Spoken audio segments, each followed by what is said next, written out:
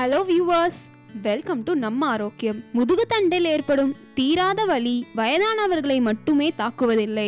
உடல் உழைப்பு அதிகமுடையவர்கள், தொடர்ந்து கம்ப்யூட்டர் முன்னால் உட்கார்ந்து வேலை பார்க்கும் கார்ப்பரேட் இளைஞர்கள் என எல்லாரையும் குறிவைத்து தாக்குகிறது. அதிலும் குறிப்பாக கழுத்து பகுதியில் தாங்க முடியாத வலியும் உண்டாகும். உங்களையும் இந்த வலி பாடாய்படுத்துகிறதா?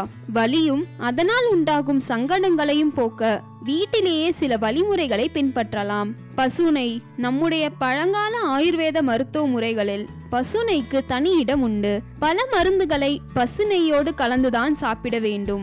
பசுநெய் எலும்புகளின் இணைப்பை உறுதிப்படுத்துகிறது, எலும்புகளை வலுவூட்டுகின்றன. மூலிகை பொருட்கள்.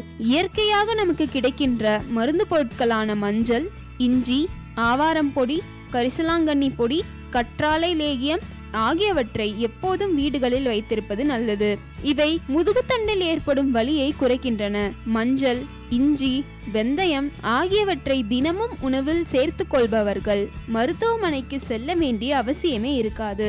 முதுகுத்தண்டு வலியால் அவதிப்படுபவர்கள் கட்டாயமாக சில உணவுகளை தவிர்த்தே ஆக வேண்டும். உணவில் அதிகமாக உப்பு சேர்த்துக் கொள்வதை முதலில் நிறுத்த வேண்டும். எண்ணெயில் பொரித்த உணவுகள், மைதா உணவுகள், பேக்கரி உணவுகள் போன்றவற்றை தொடவே கூடாது. கோதுமை உணவுகளை அதிகமாக எடுத்துக்கொண்டு அரிசி உணவுகளை குறைத்து கொள்ள வேண்டும். மேலும் இது போன்ற பயனுள்ள குறிப்புகளை பெற நம்ம ஆரோக்கியம் சேனலை சப்ஸ்கிரைப் செய்யுங்க.